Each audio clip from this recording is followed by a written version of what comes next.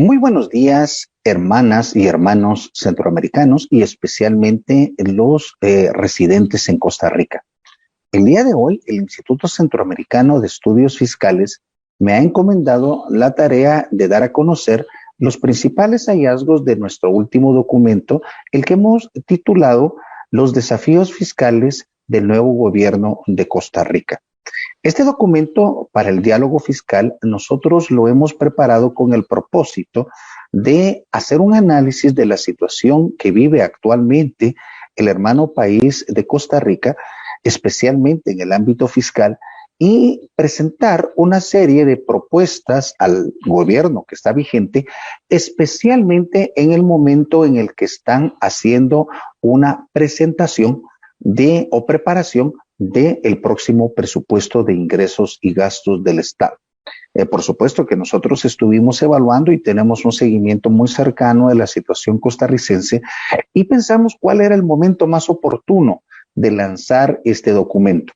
Y acordamos que un momento muy importante podría ser cuando el gobierno actual esté preparando el primer presupuesto que le corresponde estrictamente a su desempeño, ya a la función pública sobre la que él va a desarrollar sus propias funciones.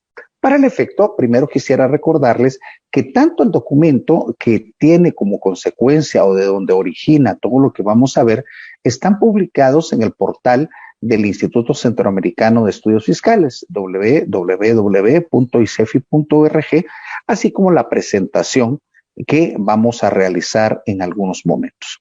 Al margen de lo que vamos a tener la oportunidad de presentar, también quisiera decirles que durante el resto del tiempo, no precisamente solo durante la presentación, pero al margen de ello, ustedes pueden enviar sus inquietudes y nosotros posteriormente con mucho gusto atenderemos lo que esté dentro de nuestras posibilidades. Paso en este momento entonces a la presentación. Como ustedes podrán observar, el título del documento es Los desafíos fiscales del nuevo gobierno de Costa Rica. Y lo estamos presentando en este momento con el propósito, como les decía, de evaluar cómo está esa situación para que nosotros podamos dar a conocer la perspectiva que tiene y la evolución. El documento lo hemos clasificado en una serie de etapas. En primer lugar, hacemos una descripción del panorama de la sociedad costarricense, la cual consideramos como una sociedad desarrollada, pero que presenta rasgos, síntomas de estancamiento social. Posteriormente, haremos una evaluación rápida sobre la intención política y el deseo del pueblo costarricense, que fue muy importantemente manifestado en las últimas elecciones, y la planificación fiscal que tiene el hermano país centroamericano para verificar la consistencia entre los dos. Posteriormente analizaremos cómo está la situación fiscal y denotaremos que hay poco avance en la situación fiscal en general porque la deuda aún todavía es insostenible. Posteriormente hablaremos un poco sobre que el principal costo de la política fiscal que ha manejado particularmente el gobierno anterior ha sido un costo social que está impactando el bienestar de los hermanos centroamericanos. Posteriormente hablaremos de las oportunidades para atender la crisis que nosotros denotamos que se encuentran primariamente en los ingresos públicos. Reflejaremos un poco la situación de transparencia fiscal y dejaremos algunas reflexiones para terminar la presentación. El primer punto gira en torno a que Costa Rica es una sociedad desarrollada, pero que tiene síntomas, rasgos de estancamiento social. Y el primero de los elementos que debemos hacer una referencia se refiere a la trayectoria del Producto Interno Bruto, el cual nosotros en la gráfica que podemos observar en la pantalla, lo que estamos presentando es el comportamiento de un periodo de 30 años que data desde 1992 hasta el año 2022. Como ustedes pueden observar, en esencia, la trayectoria del Producto Interno Bruto durante los últimos 30 años ha sido decreciente. Eso quiere decir que el ritmo de crecimiento de la actividad económica en Costa Rica tiende, aunque se mantiene cierto nivel de crecimiento, a ser cada vez más ligero, más pequeño. Obviamente, eso denota de alguna forma que los factores de producción de la sociedad costarricense están teniendo menos productividad, tanto en materia de trabajo, tanto en materia de capital y, por supuesto, en la parte de productividad. Sin embargo, si nosotros hacemos una separación, una clasificación por segmentos, nos damos cuenta que durante el primer periodo al que vamos a referir, de 1992 hasta el año 2000, el promedio de crecimiento de la economía costarricense fue de 5.2. Durante el periodo de 2001 a 2010 fue de 4.4. Aquí debo hacer una importante acotación, que si yo quito de la observación este problema del punto 9 de decrecimiento que se observó en el año 2009, la tasa de crecimiento de Costa Rica hubiese sido 5%. ¿Qué es lo que nos está diciendo? Que prácticamente desde el periodo de 1992 hasta el año 2010, obviamente quitando de la muestra lo que corresponde a la gran crisis financiera de 2007-2008, simplemente lo que tenemos es una economía dinámica que estaba creciendo al 5%. Obviamente, una economía con buenas expectativas, con mucha potencialidad y buen ritmo de crecimiento. Sin embargo, luego de la crisis y a partir del año 2011, lo que observamos es una caída permanente en el ritmo de la actividad económica, al extremo que de 2011 a 2019, estoy obviando por razones obvias, el año 2020 y el año 2021, la tasa de crecimiento fue de solo el 3.6%. Sin embargo, como ustedes pueden observar, a partir del año 2016 se agravó la caída al extremo que simplemente durante los últimos años tenemos una tasa de crecimiento de 3.3%, y si solo habláramos de los 2 años previos a la pandemia, estaríamos hablando de una tasa de crecimiento de 2.5%. Intuitivamente hay varios factores sobre los que se puede discutir y que pueden haber tenido influencia sobre la situación económica de Costa Rica, pero uno de ellos es la reducción del impulso fiscal. Eso quiere decir la falta de participación y la falta de acción del gobierno sobre la actividad económica, pero también la posibilidad de que estemos hablando de un modelo económico agotado en el donde ya no es suficiente con el estar apoyando a los mismos sectores económicos, a los mismos sectores productivos que se ha estado apoyando durante muchos años a través de una política fiscal, política comercial y política de inversión que potencialmente ya está agotada. Ahora bien, si nos damos cuenta que independientemente de lo que sucedió en 2001, que fue simplemente una consecuencia del rebote por el decrecimiento de 2020, ya para el año 2022 el Banco Central está pronosticando un crecimiento de 3.4, que puede ser un poco menor. Sin embargo, todos los organismos internacionales, entre ellos el Fondo Monetario Internacional, consideran que Costa Rica retomará su nivel de crecimiento potencial a partir de este año en alrededor de 3.3%, que todavía es crecimiento y eso es bueno, pero bastante limitado con respecto a lo que observamos en la trayectoria histórica de Costa Rica. Eso de alguna forma nos indica que en los últimos 30 años la capacidad productiva del país disminuyó. Y una de las primeras recomendaciones sería que el nuevo gobierno haga una evaluación de cuáles son los principales motores de la economía que se están desgastando, aquellos que potencialmente se oxidaron, y dentro de ellos, ¿qué pasó con el impulso fiscal que se estaba originando? Si seguimos, nos damos cuenta que efectivamente Costa Rica es una sociedad desarrollada, pero debemos reconocer que de acuerdo al Banco Mundial sigue siendo clasificado como un país de ingresos medios altos, acompañando a otros 54 países, dentro de los que están Argentina, Brasil, está México, está Rusia y de la región centroamericana está Guatemala. Eso quiere decir que no es un país que tenga un nivel de crecimiento, de un nivel de capacidad económica tan alto, es una capacidad buena. Pero lo más destacable de Costa Rica es que en los últimos años su complejidad económica, en el entendido que es el conocimiento que se incorpora a la producción y a la exportación, ha mejorado sistemáticamente, pasando de la posición 62 hasta la 50, lo que quiere decir que cada vez el país está mejor posicionado para competir internacionalmente. Sin embargo, como lo vamos a ver más adelante, puede ser insuficiente si el volumen de comercialización con el resto del mundo no es el nivel apropiado.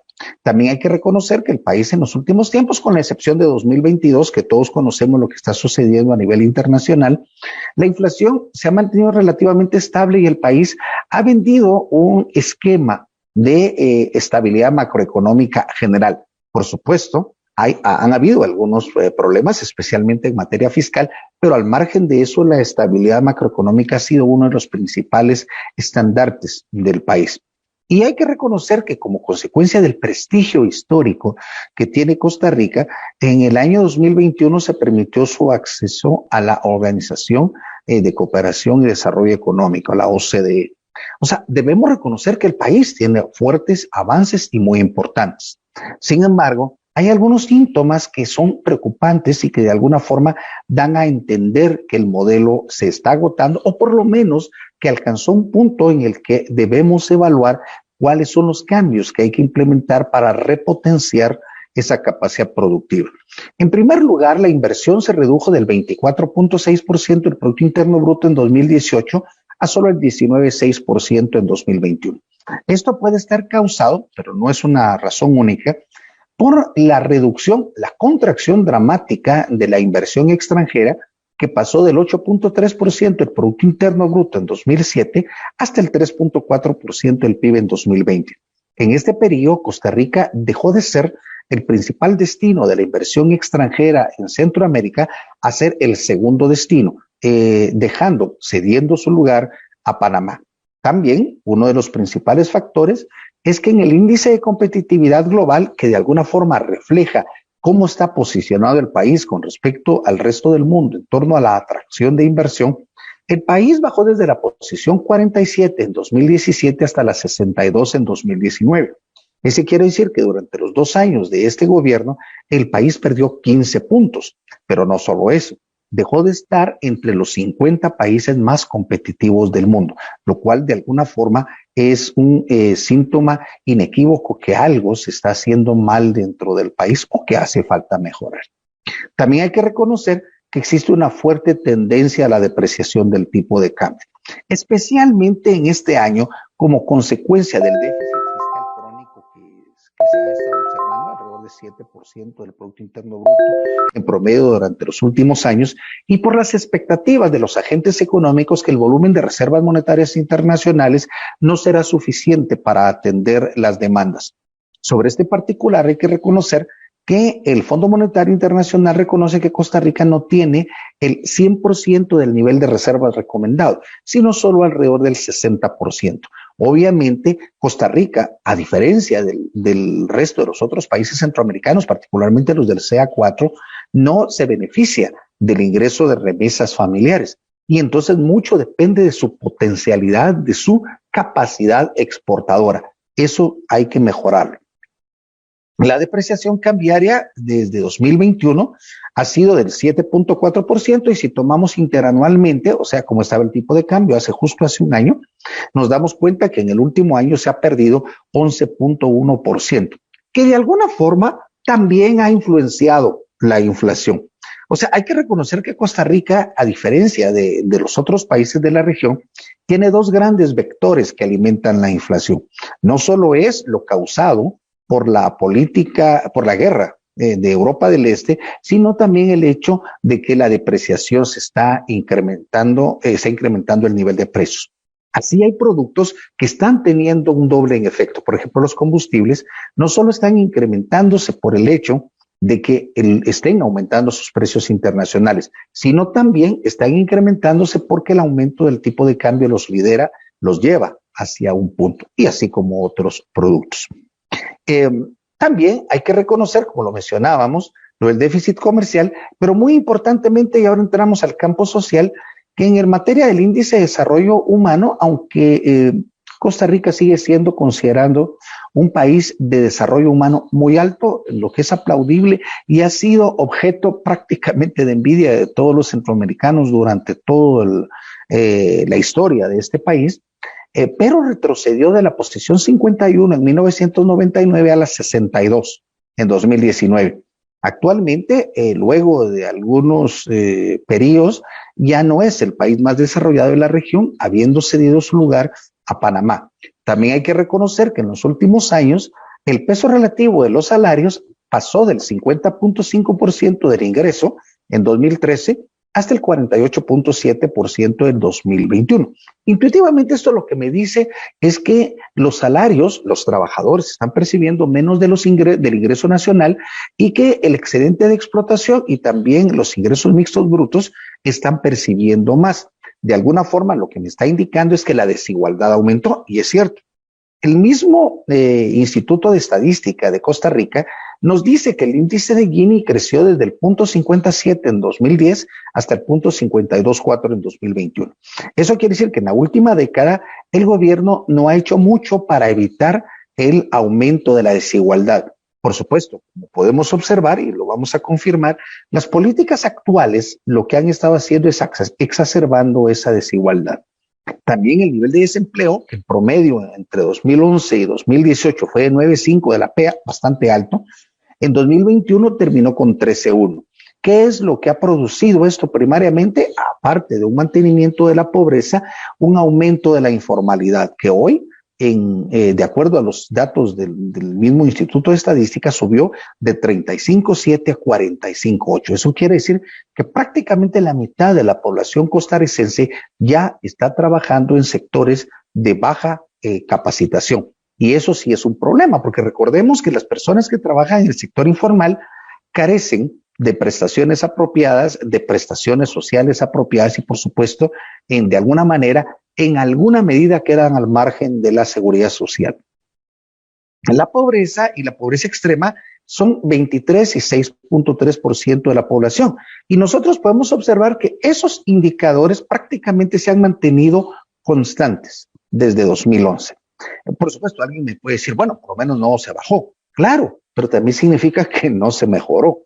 Eso quiere decir que si nosotros nos apegamos al principio fundamental de Costa Rica, en donde el Estado surge como consecuencia y necesidad de mejorar el bienestar de su población, si nos damos cuenta que los niveles de pobreza, los niveles de desigualdad se mantuvieron constantes o aumentaron, eso quiere decir que el Estado no logró sus propósitos en esta última década.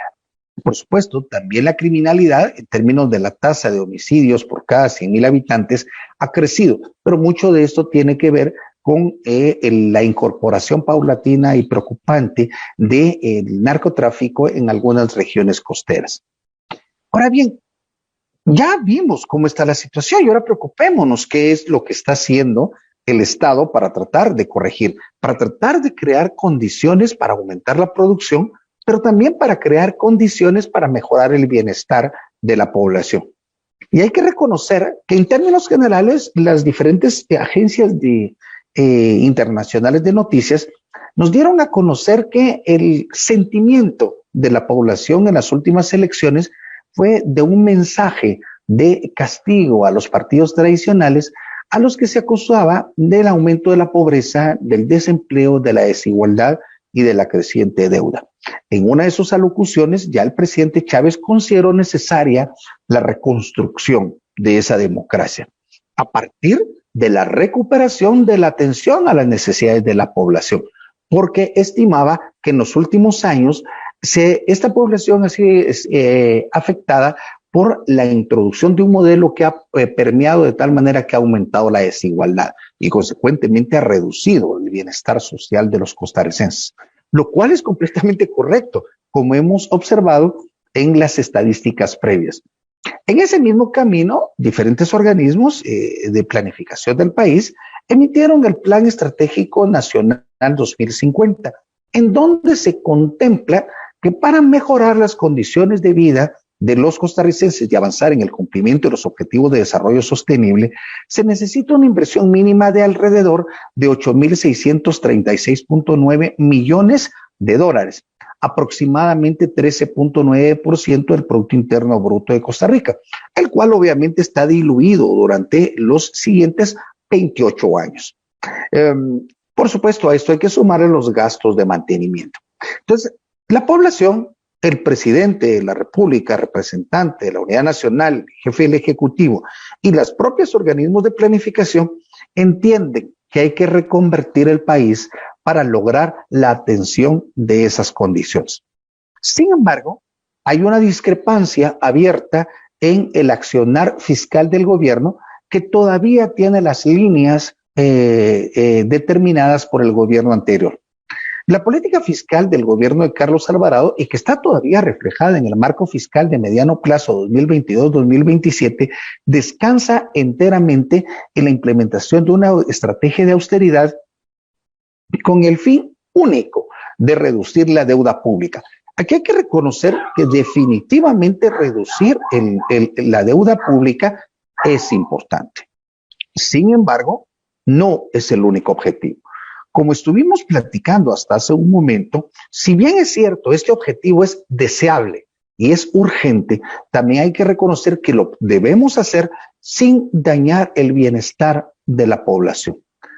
El marco de mediano plazo lo que pretende es que durante los siguientes 5 años producirá una reducción del 2.3% del Producto Interno Bruto en términos del gasto público, en donde la mayor parte, lo veremos en un momentito en una tablita, se origina por una disminución de las remuneraciones.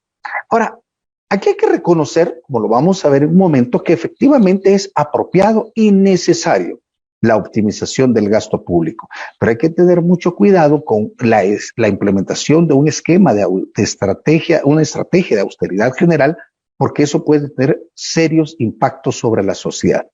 Por supuesto, la estrategia o las estrategias que están en el marco fiscal de mediano plazo descansan en la aplicación de la Ley Marco del Empleo Público, en la aplicación de la regla fiscal, una reforma fiscal muy, pero muy limitada, la implementación de un plan de austeridad general y el esfuerzo por renegociar la deuda. Aquí lo más importante es que ni el marco fiscal de mediano plazo ni las autoridades fiscales en ningún momento han mencionado la necesidad de mejorar la eficiencia en la recaudación tributaria. Y como vamos a observar, es el punto primario de referencia y que nos da a conocer cuál es el problema real del gobierno y de la economía costarricense. Esta tabla, que no la vamos a discutir porque lleva mucho, lo único que quisiera mencionar es que si ustedes se dan cuenta, del año 2022 al 2027, lo que se pretende es la disminución del gasto público de 19.2 al 16.9. Pero básicamente esa caída de 2.3% descansa en una disminución de las remuneraciones del 6.1 al 4.5%. Eso quiere decir del Producto Interno Bruto. Todas estas estadísticas, son en términos del Producto Interno Bruto. ¿Qué significaría eso? Que durante los próximos 5 años, de acuerdo a este pronóstico, habría que disminuir la masa salarial de los trabajadores del sector público en 26%, lo cual parece exagerado. También, por supuesto, hay una disminución relativa de los intereses de la deuda pública de 5.1 a 4.3. En contrario censo, nos damos cuenta que los ingresos públicos, si ustedes se dan cuenta, prácticamente permanecen constantes. Y aquí, por supuesto, hay que dejarlo muy claro. Si bien es cierto que la tributación, la normativa tributaria de Costa Rica merece y necesita una modernización, realmente el primer paso es hacer eficiente la recaudación, hacer eficiente la administración de lo que tenemos actualmente. Eso quiere decir que hasta ahorita lo que estamos observando es que el gobierno de Costa Rica, hasta la fecha, ha estado implementando una estrategia en donde el único camino para ellos de lograr la reducción del saldo de la deuda es disminuir el gasto. Por supuesto, insistimos, el gasto debe ser optimizado, pero no puede ser que solo haya un camino. De hecho, debe dársele un enfoque más integral, un enfoque de suficiencia fiscal para poder atender este tema. Y aquí debemos reconocer que el gobierno de Costa Rica ha implementado una estrategia de austeridad fiscal. Sin embargo, diversos estudios y especialmente organismos, incluyendo de Naciones Unidas como la UNCTAD, recomiendan no utilizar o abandonar la estrategia de austeridad como un marco de política fiscal. porque según diferentes estudios, la austeridad fiscal en forma indiscriminada, como se está implementando, produce una reducción del crecimiento e incluso puede empeorar el problema de la deuda por un efecto negativo sobre los ingresos fiscales. Dentro de esto, hay diferentes estudios, como el de IESO, que hace una mención a que las políticas de austeridad agravan las crisis económicas y fiscales, obligando a que los gobiernos siempre tengan que estar recurriendo nuevamente a recortes. Born, Mueller y Pfeiffer demuestran que las políticas de austeridad, por cada punto del PIB que se recorta en el gasto, lo que hacen es no solo aumentar el coste de la deuda pública, sino también disminuye la actividad económica en 0.6%. Y no hay que ir muy lejos. Si ustedes se dan cuenta, con el esfuerzo de austeridad que se ha llegado, el país también ha disminuido su velocidad de crecimiento. Entonces, lo que estamos observando es ese fenómeno. Pero también Ball, Fusari, Lee y Nugani concluyeron que por cada un punto del Producto Interno Bruto que se reduzca el gasto, el índice de Gini aumenta en 0.4% en el corto plazo y 2.5% en el mediano plazo.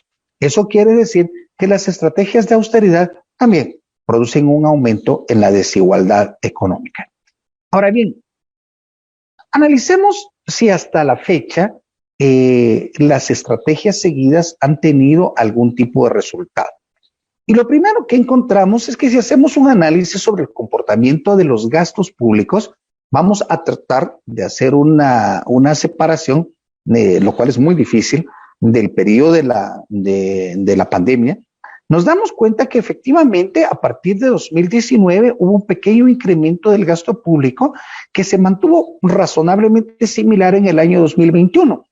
Y ya empezó a disminuir el gasto a partir de 2022 y en el presupuesto se está contemplando una disminución hacia el 20.2%.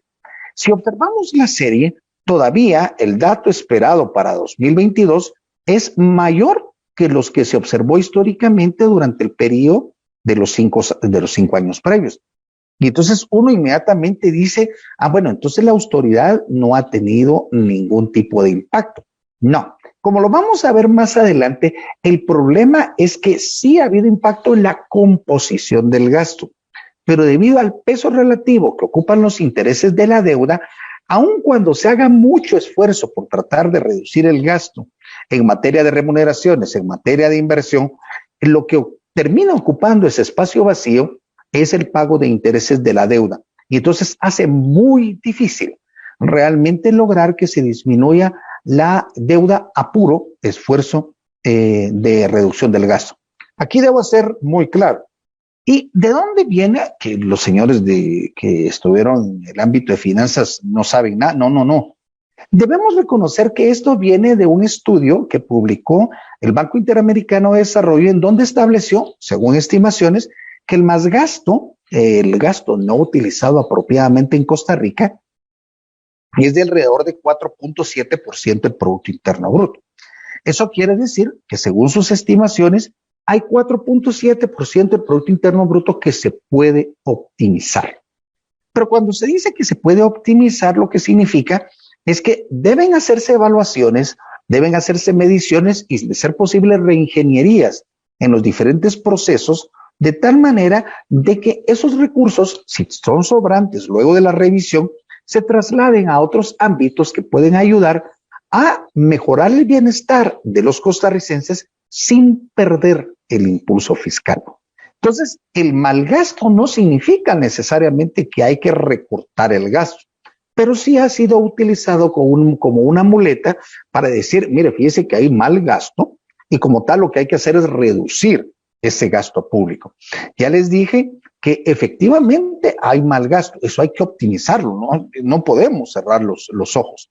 Pero si yo solo lo recorto, lo que voy a estar ocasionando es que el impulso fiscal del gobierno va a ser menor y va a reducirse la actividad económica, además que, como vamos a ver más adelante, va a causar algún impacto sobre el bienestar social de los costarricenses.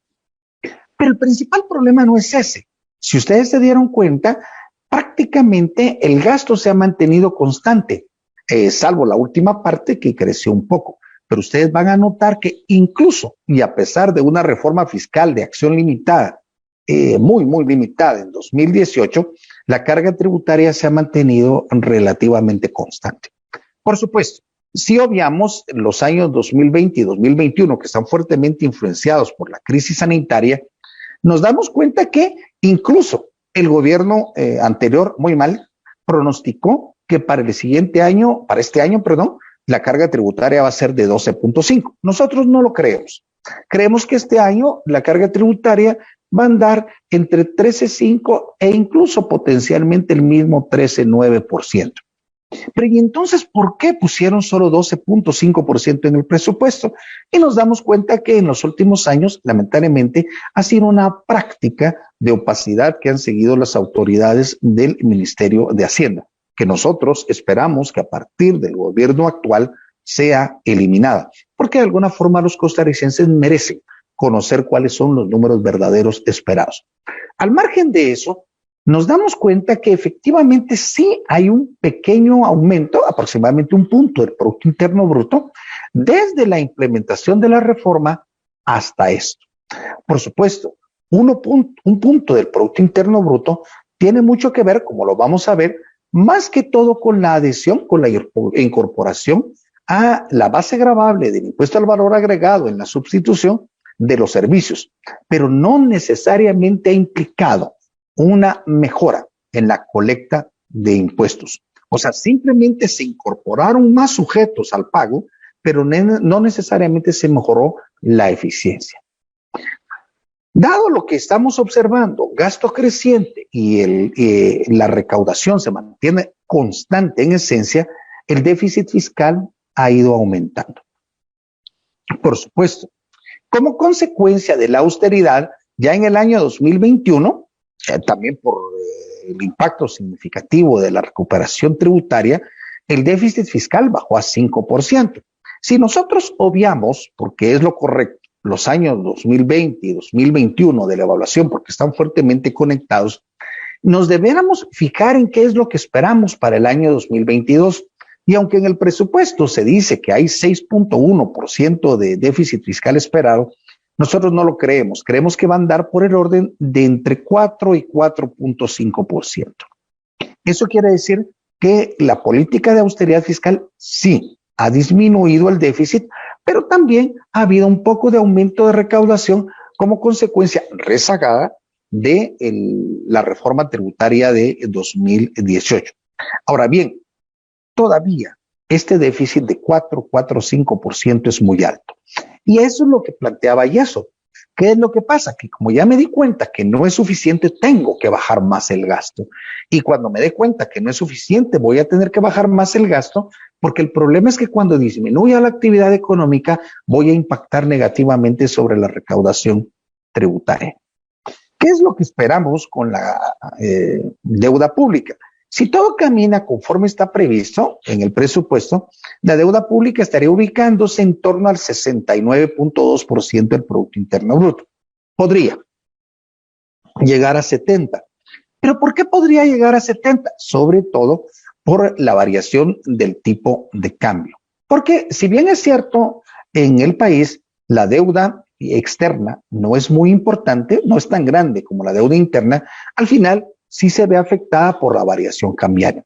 Ahora bien, esto que estamos observando acá es particularmente interesante, porque ustedes pueden denotar que prácticamente el 80% del endeudamiento público está en manos internas.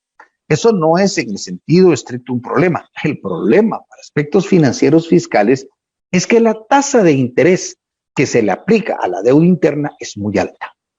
Y como tal, el endeudamiento público tiene un costo muy alto. Muchos de los bancos, ustedes se recuerdan, que tienen propiedad pública y algunos tienen propiedad mixta. Entonces, es parte de lo que hay que hacer. Hay que mejorar la negociación de la deuda, de tal manera que, sobre todo cuando es banco público, cuando es banco mixto, la tasa de interés que se le pague a estos sea razonablemente convergente con la tasa de interés externa, porque no se trata de que se termine castigando por el pago de intereses a todos los contribuyentes del país. La deuda bajo esas perspectivas de crecimiento continúa siendo insostenible. De acuerdo a la aplicación de los diferentes criterios, nosotros manejamos varios, pero aquí solo hacemos referencia a dos, que es el índice de brecha fiscal, el crecimiento económico y el de corto plazo de Banchart. Nos dice que la deuda sigue siendo insostenible en 2022 y recomienda de alguna forma que debe hacerse un ajuste fiscal en torno a 0.6 a 1% del Producto Interno Bruto. Claro, el marco fiscal de mediano plazo me dice que lo va a hacer, pero rebajando gastos. Pero nuestra percepción es que eso puede terminar siendo peor que la solución. Por supuesto, a estos niveles, todos los indicadores de deuda nos dicen que Costa Rica es vulnerable al saldo de la deuda.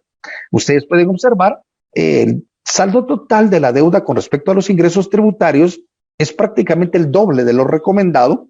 También observamos de que prácticamente los intereses con respecto al Producto Interno Bruto ya está aproximadamente 60 puntos por arriba de lo recomendado, etcétera. Aún así, hay que reconocer que en el último tiempo las calificadoras de riesgo han mantenido una espera prudencial de Costa Rica. Pero aquí hay que hacer una advertencia. Las calificadoras de riesgo no están preocupadas sobre el bienestar de Costa Rica, no están preocupadas en el sentido estricto por la desigualdad, sino están preocupadas por la capacidad de pago del gobierno de Costa Rica. Y se han dado cuenta que la capacidad de pago del gobierno de Costa Rica se ha mantenido razonablemente constante. Y por esa razón, la calificación de riesgo de las diferentes calificadores se ha mantenido razonablemente constante.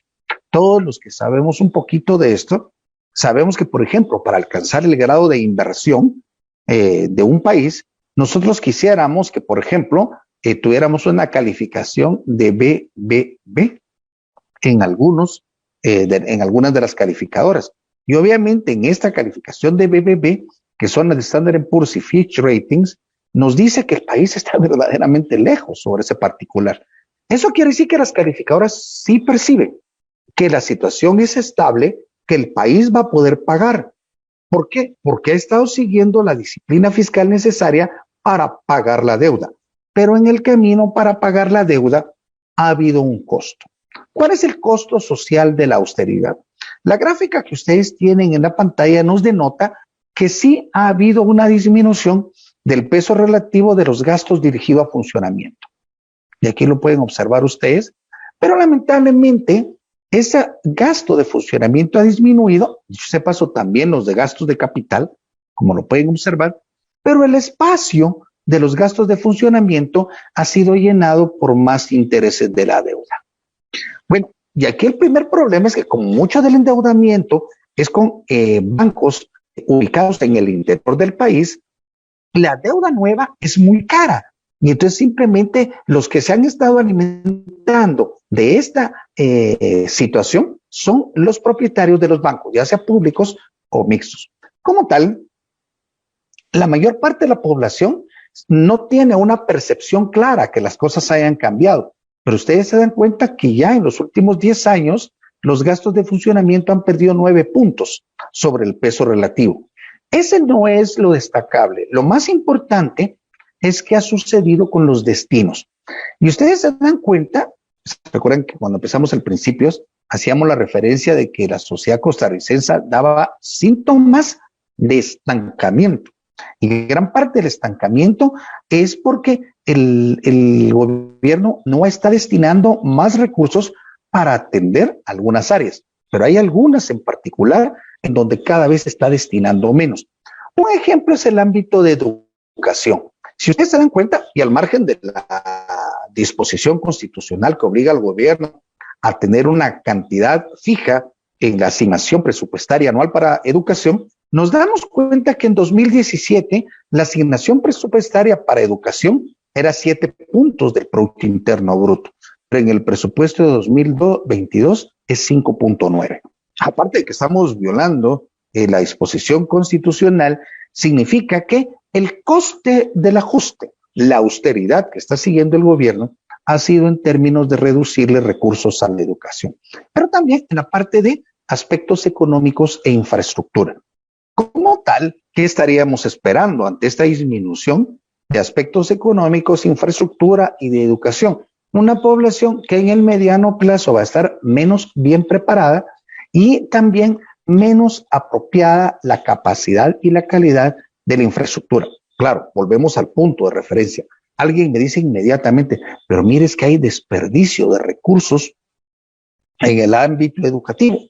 Perfecto, y yo lo acepto, pero la disminución del gasto no debe ser indiscriminada, debe ser objeto de una evaluación, de una potencial reingeniería para la optimización de los recursos, y cuando los recursos estén libres, entonces simplemente reubicarlos en otra posición. Eso, por supuesto, al margen de que hay que cumplir lo que dice la propia ley. ¿Por qué? Ese es uno de los principales elementos, la necesaria optimización del gasto, no reducción. También puede haber reducción, pero lo importante es la optimización. Pero realmente el principal problema del país, como lo denotamos, es que la carga tributaria no sube. Y con todo y reforma tributaria. Y entonces dice uno, ¿qué es lo que tengo que hacer?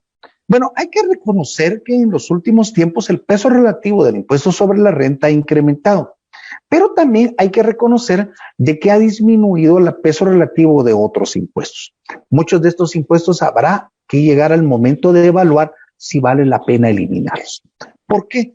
Porque hay muchos impuestos, esto no estoy hablando solo del caso costarricense, que el costo de cumplimiento tributario es mayor que la recaudación. Consecuentemente, son ineficientes económicamente. Por lo tal, la sociedad costarricense y particularmente las autoridades fiscales deben hacer una evaluación de cuáles son los impuestos que vale la pena tener. Aquellos que, por supuesto, corrigen algún aspecto del comportamiento que hace daño a la sociedad costarricense, que provoca externalidades, o simplemente que son recaudatorios. Ahora bien, si nosotros denotamos qué es lo que pasa, por ejemplo, en el impuesto más grande del país, que es el IVA, que antes era el impuesto general de ventas, nos damos cuenta que su productividad, si bien es cierto, mejoró a consecuencia de la reforma, todavía no llega ni siquiera a la mitad de la base aparente del Producto Interno Bruto. Eso quiere decir que si yo me doy cuenta que más o menos el consumo es el 85-90% del Producto Interno Bruto, hay una enorme brecha entre lo que se cobra y lo que se debiera cobrar. Y entonces dice uno, ¿y por qué hay tanta brecha? Bueno, la brecha está ocasionada por muchos factores. Dentro de ellos, el incumplimiento tributario, el otorgamiento de tratamientos tributarios preferenciales. Nótense que ahora la mayor parte de la canasta básica ya está pagando impuestos. Y si bien es cierto, aún está una tasa preferencial, por lo menos sirve para identificar los sujetos de gravamen. Eso quiere decir que hay mucho espacio de mejora. Y ese espacio de mejora, al que nosotros, los que hemos aprendido algo de tributación, le llamamos las filtraciones tributarias, nos damos cuenta que se ubican tanto en el lado de los gastos tributarios como en el lado del incumplimiento de los flujos ilícitos de capitales, etc. Por ejemplo, en materia de gasto tributario, de acuerdo a información del Ministerio de Hacienda, hasta el año 2020 se dejaba de percibir el 4.13% del Producto Interno Bruto. Obviamente, eso significaba, como usted lo puede notar, el 35% de la recaudación. Mucho de ese gasto tributario es razonablemente justificado, porque implica, por ejemplo, el tratamiento especial para bienes y servicios que van dirigidos para la población de menores recursos. Pero hay otro gasto tributario que no tiene sentido, como por ejemplo el gasto tributario asociado al impuesto al valor agregado para aquellos regímenes especiales. ¿Por qué? Porque no solo reducen la efectividad del IVA, sino que van en contra del principio de capacidad de pago y por supuesto del propósito constitucional de fortalecer la equidad. Pero aparte de eso, el incumplimiento tributario, de acuerdo a estadísticas del Ministerio de Hacienda, es el 5% del PIB. O sea, eso quiere decir más que eso. Quiere decir que si yo sumo el incumplimiento tributario más el gasto tributario, entre los dos, básicamente tenemos cerca del 80% de la recaudación. Y aquí obviamente hay un un incumplimiento por el 2% del impuesto sobre ventas, pero un 3% en el impuesto sobre la renta. Sobre este particular, el mismo Ministerio de Hacienda nos dice que el incumplimiento es 55% en las personas jurídicas y 83% en las personas individuales que tienen algún negocio. Quiere decir que hay mucho trabajo por realizar. Aprovecho para recordarles que el marco presupuestario en mediano plazo no contempla un centavo por mejora en esta recaudación. Quiere decir que se está desperdiciando la posibilidad de reducir la deuda con mejoras en la administración tributaria. Por supuesto, por flujos ilícitos de capitales, nosotros hemos escuchado desde hace mucho tiempo que los Panama Papers, los Pandora Papers y cualquier otro tipo de estas filtraciones, que hay muchos empresarios y por supuesto antiguos funcionarios del gobierno de Costa Rica que han estado involucrados en eso. Y solo por eso se estima que se deja de percibir también otro 1.9% del Producto Interno Bruto. También hay que reconocer que no hay mediciones oficiales del contrabando ni sobre los efectos de la recaudación de los escudos fiscales no productivos, porque la legislación del impuesto sobre la renta hay que modernizarla. Ahora bien, de entrada, nos damos cuenta que tenemos 11% del Producto Interno Bruto como mínimo de filtraciones tributarias que deben ser optimizados y que son una oportunidad para mejorar la situación fiscal de Costa Rica y sobre todo potenciar la disminución de la deuda. Al margen de esto hay que reconocer que Costa Rica históricamente es un país, esto no nos quedó muy bien, me disculpo anticipadamente por la presentación imitable. El índice de percepción de la corrupción, ustedes pueden notar que Costa Rica ha disminuido y ha mejorado su posición a nivel internacional. Eso quiere decir que sí debemos reconocer que Costa Rica tiene una práctica consistente de mejora en la transparencia fiscal. Sin embargo, hay que reconocer algo que no lograron reflejar hasta esta fecha estos índices, que en los últimos periodos han habido algunas prácticas que es necesario mejorar. La publicación de las cifras fiscales. Debo reconocer que otrora Costa Rica era el primer país de la región centroamericana que publicaba las cifras fiscales del mes. La población podía saber cómo iba la ejecución fiscal. Hoy, Costa Rica es el país que tiene el mayor retraso en la publicación de cifras fiscales. En los gobiernos previos era muy común que salieran los representantes fiscales diciendo o dando cifras de cómo iba la situación con valores que no estaban en el presupuesto, sino que dependían de una planificación interna. Eso no es recomendable. Al margen de eso, también hay una muy limitada participación de la población en la discusión de la temática fiscal. Como tal, nos atrevemos a hacer algunas recomendaciones. El propósito del documento no es asegurar de ninguna manera de que nosotros tenemos la verdad última, pero sí queremos contribuir a la discusión. Sí queremos contribuir al hecho de que se denoten que hay diferentes formas de ver las cosas y que no todo, como lo están haciendo las autoridades, sobre todo de atrás, debe focalizarse estrictamente en austeridad. Para nosotros, la solución al problema no está estrictamente en el tema de austeridad. Debe enfrentarse como un tema de suficiencia fiscal. Y por supuesto, esto implica la adopción de estrategias de optimización de los gastos. O sea, hay que eliminar aquellos gastos que son improductivos o reingenierizarlos de tal manera que no se desperdicien recursos, pero también implica la optimización de los ingresos públicos. O sea, no llegamos a ningún lugar si no se está recaudando lo que corresponde. Además, también deben incorporarse estrategias relacionadas con la optimización de la contratación de la deuda. O sea, no puede seguirse contratando deuda a tasas de interés muy altas, aunque sea con bancos públicos o bancos de corte mixto. Por supuesto, esto que acabamos de platicar implica la redefinición de las políticas fiscal y tributaria y sobre todo del marco fiscal de mediano plazo. Y por supuesto hay que revisar la eficiencia en la Dirección General de Tributación y hay que establecer un sistema de metas de tal manera que esta entidad se haga responsable de reducir, como corresponde, los niveles de incumplimiento y la optimización del gasto tributario. Aparte que hay que hacer algunas evaluaciones, pero también el peso relativo y el papel del sector público en la economía. Como tal, hay que recordarse esto. La reducción de la deuda es fundamental, es importantísimo, pero no debe hacerse a costa del bienestar de la población. Hay que recordar que el propósito fundamental del Estado es el bienestar de la población. Entonces, no podemos adoptar estrategias que perjudiquen el bienestar de la población. El modelo económico y social de Costa Rica luce agotado, como ya lo observábamos. Por lo tanto, debe hacerse alguna evaluación de qué es lo que está sucediendo, sobre todo en la evaluación de la pertinencia de mantener algunas líneas de trabajo de apoyo, algún tipo de incentivos fiscales que probablemente ya no tienen sentido, reposicionarlos y reidentificarlos.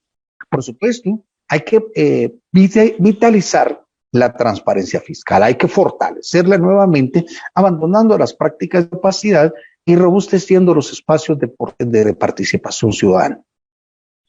Por último, el gobierno actual tiene un importante momento histórico. Puede, sobre todo en la etapa en la que está en la preparación del presupuesto, es muy importante abrir la discusión a temas fiscales para toda la población, porque al final los impuestos, los tributos que se pagan son de la población y el beneficiario de esos tributos es la población. Como tal, el principal interesado es la población.